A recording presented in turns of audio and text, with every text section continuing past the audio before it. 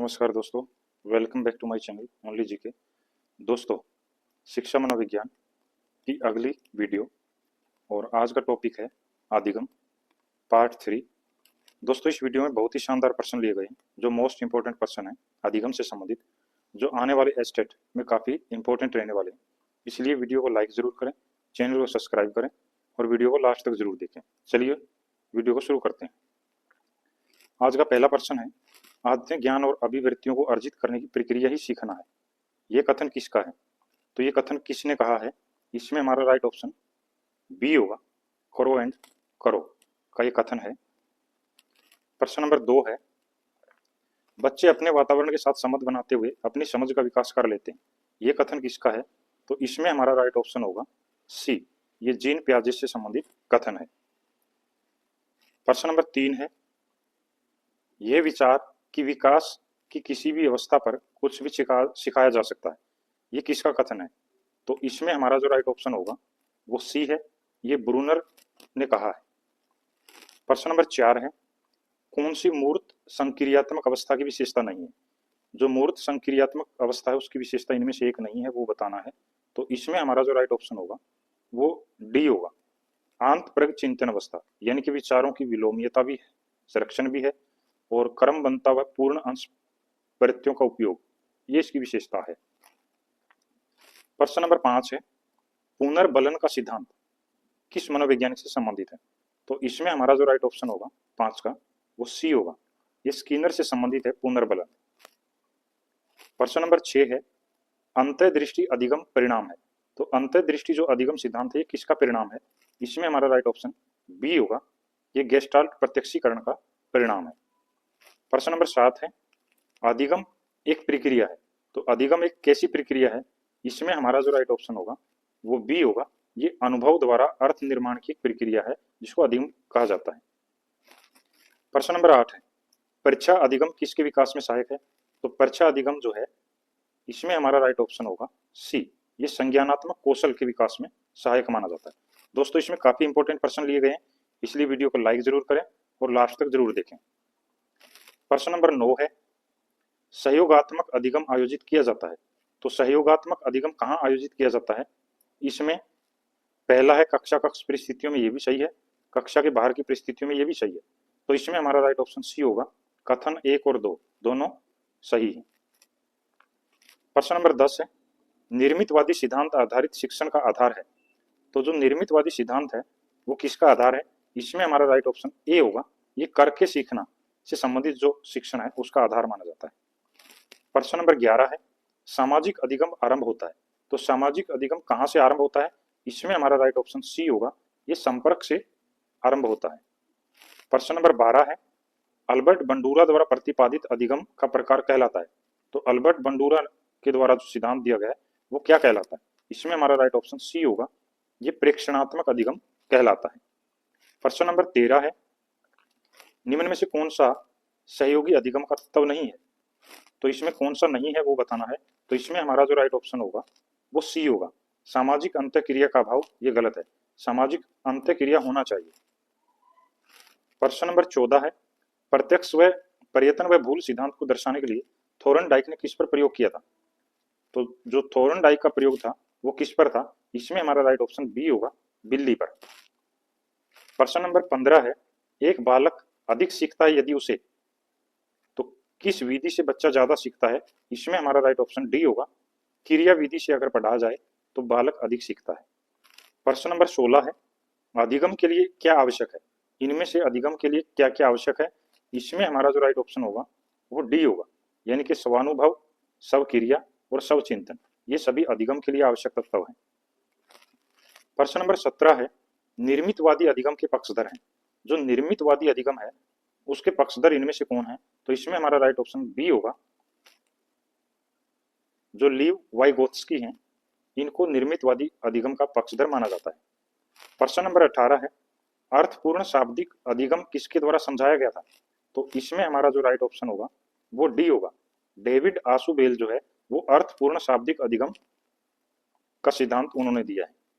प्रश्न नंबर 19 है, इनमें से कौन सा युगम सही है? जो युगम सही है वो बताना है। तो इसमें हमारा जो राइट ऑप्शन होगा 19 का वो बी होगा, अनुभवजन्य अधिगम कार्ल रोजर्स, ये बिल्कुल सही है। बाकी जो मिलान किए गए हैं वो गलत हैं। प्रश्न नंबर 20 है, निम्न में से कौन सा आशुबेल द्वारा दिया गया अधिगम का प्रकार नहीं है? तो कौन सा इनमें से नहीं दिया गया है? इसमें हमारा राइट ऑप्शन ए होगा, विभेदीकरण सीखना, ये आशुबेल द्वारा नहीं दिया गया। अभिग्रहण सीखना, रटकर सीखना, अन्वेषण सीखना, ये सभी उसमें शामिल हैं। प्रश्न नंबर 21 है, निम्न में से कौन सी अधिगम की विशेषता नहीं है? तो अधिगम की एक विशेषता इनमें से नहीं है, वो बताना है। तो इसमें अधिगम व्यवहार में परिवर्तन है, ये सही है। दूसरा है व्यवहार में परिवर्तन अभ्यास व अनुभूति के फलस्वरूप होता है, ये भी सही है। तीसरा व्यवहार में अपेक्षाकृत स्थायी परिवर्तन होता है, ये भी सही है। चौथा व्यवहार में अक्षणिक व अस्थायी परिवर्तन जो प्रेरणात्मक अवस्था के फलस्वरूप होते हैं, ये गलत है। तो इसमें हमारा राइट ऑप्शन डी होगा, ये अधिगम की विशेषता नहीं है। प्रश्न नंबर 22 है, जीन पियाजे ने बालक व उसके वातावरण के मध्य चलने वाली परस्पर क्रिया द्वारा निर्मित समतुल्य किसको कहा है? तो इसमें हमारा जो राइट ऑप्शन होगा वो ए है, ये अनुकूलन कहलाता है। प्रश्न नंबर 23 है, अधिगम का कौन सा सिद्धांत व्यवहारवाद और समग्रवाद का अनोखा मिश्रण है जिसमें इन दोनों की विशेषताएं पाई जाती हैं? तो इसमें हमारा राइट ऑप्शन सी होगा, चिन्ह पूर्णाकार जो सिद्धांत है वो व्यवहारवाद और समग्रवाद का मिश्रण माना जाता है। प्रश्न नंबर 24 है, कौन सी अंतर्दृष्टि की विशेषता नहीं है? तो अंतर्दृष्टि की इनमें से विशेषता नहीं है, वो बताना है। तो इसमें हमारा जो राइट ऑप्शन होगा वो डी है, यानी कि आकस्मिकता भी है, नवीन परिस्थितियों में अनुक्रिया भी है, अनुक्रिया का सहजता से होना ये भी है, लेकिन भविष्योन्मुखी सोच ये इसकी विशेषता नहीं है। प्रश्न नंबर 25 है, निर्मितवादी शिक्षण सिद्धांत मॉडल के अनुसार सही क्रम है। तो निर्मितवादी जो सिद्धांत है उसका सही क्रम किसमें दिया गया वो बताना है। तो इसमें हमारा जो राइट ऑप्शन होगा वो ए होगा, यानी कि अन्वेषण करना, व्याख्या करना, विस्तार करना और मूल्यांकन करना, ये निर्मितवादी शिक्षण सिद्धांत के सही क्रम है। प्रश्न नंबर 26 है, निम्न में से कौन सा लेविन के अधिगम संबंधी सिद्धांत का एक मुख्य अवधारणा नहीं है? तो लेविन के सिद्धांत की अवधारणा इनमें से कौन सी नहीं है?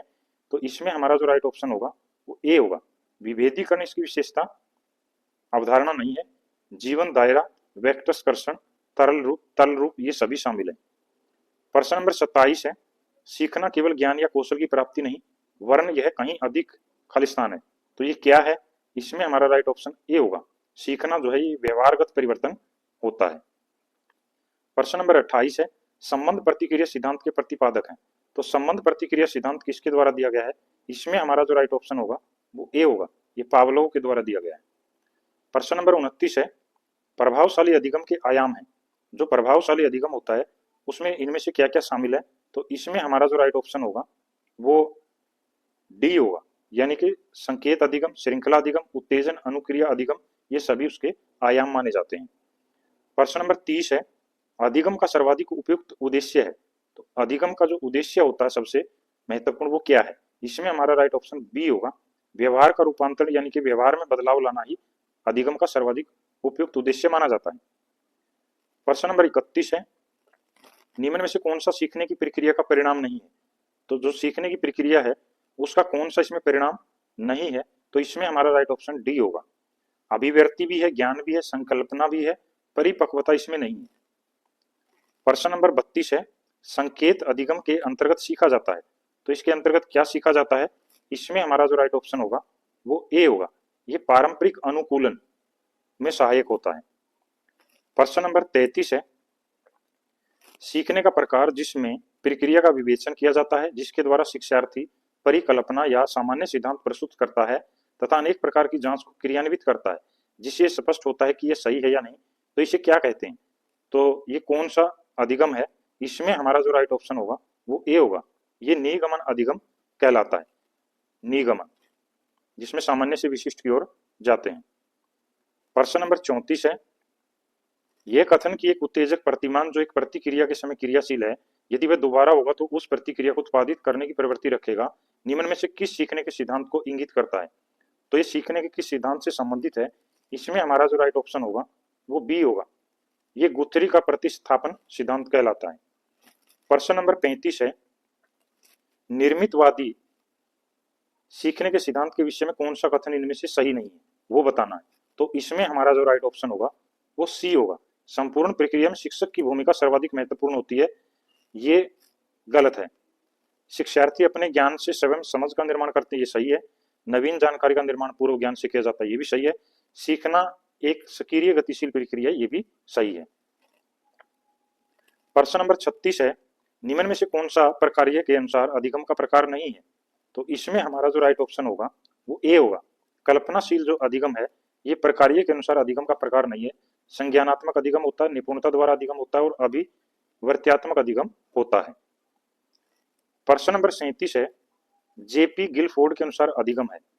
तो जेपी गिलफोर्ड ने अधिगम को क्या कहा है? इसमें हमारा राइट ऑप्शन डी होगा। ये व्यवहार में परिवर्तन, ये काफी इंपॉर्टेंट है, कई बार पूछा गया है।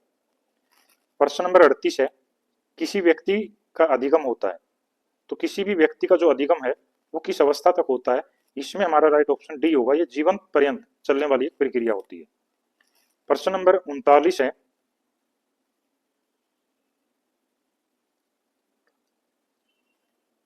एक बालक पहाड़े सीखकर उसका उपयोग गुणा और भाग करने में करता है। अधिगम स्थानांतरण के जिस प्रकार का यह उदाहरण है। तो ये किसका उदाहरण है? इसमें हमारा जो राइट ऑप्शन होगा वो सी होगा। ये मानसिक से मानसिक अधिगम स्थानांतरण का एक प्रकार है जिसमें पहाड़े के साथ गुणा और भाग बच्चा सीखता है। प्रश्न नंबर 40 है, निम्न में से कौन सा प्राकृतिक अभिप्रेरणा का उदाहरण नहीं है?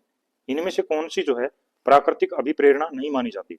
तो इसमें हमारा जो राइट ऑप्शन होगा वो बी होगा। प्रतिष्ठा, प्यास, सुरक्षा और भूख, ये प्राकृतिक अभिप्रेरणा का उदाहरण है। प्रश्न नंबर 41 है, निम्न में कौन से अधिगम की आधारभूत शर्त नहीं है? तो अधिगम की शर्त इनमें कौन सी नहीं है? इसमें हमारा राइट ऑप्शन बी होगा। संलग्नता है, प्रतिपादन है, पुनर्बलन भी है, अभ्यास इसमें शामिल नहीं है। इसको हम दोबारा देखते हैं। 41 का जो सही उत्तर होगा दोस्तों वो बी है, यानी कि केवल सी, यानी कि प्रतिपादन जो है वो इसकी विशेषता नहीं है। प्रश्न नंबर 42 है, पियाजे के अनुसार विकास की अवस्था में वह अवस्था जिसमें बालक अनभिज्ञ होता है कि यद्यपि कोई वस्तु दिखाई नहीं दे रही फिर भी वह अस्तित्व में है। तो ये अवस्था कौन सी कहलाती है? इसमें हमारा जो राइट ऑप्शन होगा वो ए है। इसको संवेदी गामक अवस्था कहा जाता है। प्रश्न नंबर 43 है, निम्न में से कौन सा कारक सीखने के अंतर्दृष्टि सिद्धांत को प्रभावित करने वाला नहीं है? तो अंतर्दृष्टि सिद्धांत को जो प्रभावित नहीं करता है वो इसमें बताना है। इसमें हमारा राइट ऑप्शन बी होगा। बुद्धि इसमें है, प्रत्यक्षीकरण है, अनुभव है, व्यक्तित्व इसमें शामिल नहीं है। दोस्तों आपसे एक रिक्वेस्ट है कि वीडियो को कम से कम लाइक जरूर करें और इसी तरह के शानदार प्रश्न पाने के लिए आप हमारी पिछले वीडियो जो है चैप्टर वाइज वो जरूर देखें और चैनल को सब्सक्राइब करें। रॉबर्ट एम गेने के अनुसार निम्न में से कौन सा अधिगम का प्रकार नहीं है? Question number 44। तो इसमें हमारा जो राइट ऑप्शन होगा वो ए है। जो अंतर्दृष्टि अधिगम है वो रॉबर्ट एम गेने के अनुसार अधिगम का प्रकार नहीं है। संकेत अधिगम है, श्रृंखला अधिगम है और शाब्दिक सहचार्य अधिगम है। प्रश्न नंबर 45 है, गेस्टाल्टवाद के जन्मदाता इनमें से कौन है? तो इसमें हमारा जो राइट ऑप्शन होगा वो बी होगा। वर्दीमीर को जो है गेस्टाल्टवाद का जन्मदाता माना जाता है। प्रश्न नंबर 46 है, रॉबर्ट गेने ने अधिगम की कितनी अवस्थाएं बताई हैं? तो इसमें हमारा जो राइट ऑप्शन होगा वो सी है। 8 अवस्थाएं रॉबर्ट गेने ने अधिगम की परिस्थितियों की बताई है। प्रश्न नंबर 47 है, कक्षा में भावी अनुशासन के लिए अध्यापक को चाहिए। तो कक्षा में अनुशासन के लिए क्या करना चाहिए? इसमें हमारा राइट ऑप्शन जो है वो डी होगा। उनसे नरमी व दृढ़ता से व्यवहार करें, यानी कि नरमी भी और दृढ़ता भी दोनों होनी चाहिए। प्रश्न नंबर 48 है, संज्ञानात्मक विकास पर व्यवस्थित कार्य करने वाला मनोवैज्ञानिक था। तो संज्ञानात्मक विकास पर सबसे महत्वपूर्ण कार्य किसने किया? इसमें हमारा राइट ऑप्शन डी होगा, जीन पियाजे। प्रश्न नंबर 49 है, एक बच्चे को लाल गुलाब का कांटा चुभ गया जिससे उसे काफी चोट पहुंची। आगे चलकर वह लाल पोषक या लाल किसी भी चीज को देखकर डरने लगता है। तो ये किसका उदाहरण है? इसमें हमारा जो राइट ऑप्शन होगा वो ए होगा। ये उद्दीपक सामान्यीकरण का उदाहरण माना जाता है। प्रश्न नंबर 50 है, पियाजे द्वारा प्रयुक्त न किया गया नाम खोजें। तो पियाजे ने किसका प्रयोग नहीं किया है? इसमें हमारा राइट ऑप्शन डी होगा, उदात्तीकरण। स्कीमा, संगठन और आत्मीकरण ये सभी प्रयोग किए गए। प्रश्न नंबर 51 है, निम्न में से कौन सा ब्रूनर के सिद्धांत से नहीं है? तो कौन सा इनमें ब्रूनर के सिद्धांत में शामिल नहीं है? इसमें हमारा जो राइट ऑप्शन होगा वो डी होगा, ज्ञान की अपर्याप्तता की जांच इसमें शामिल नहीं है। प्रश्न नंबर 52 है और आज का अंतिम प्रश्न। दोस्तों आपसे फिर से एक रिक्वेस्ट है कि कम से कम वीडियो को लाइक जरूर करें। अनुबंधन होने के लिए घटनाओं का उपयुक्त क्रम इस प्रकार है। तो इसमें प्रकार बताना है घटनाओं का। इसमें हमारा जो राइट ऑप्शन होगा वो बी होगा, CS, US और UR। यानी कि CS मतलब कंडीशन स्टिमुलस, US अनकंडीशन स्टिमुलस और UR का मतलब अनकंडीशन रिस्पॉन्स।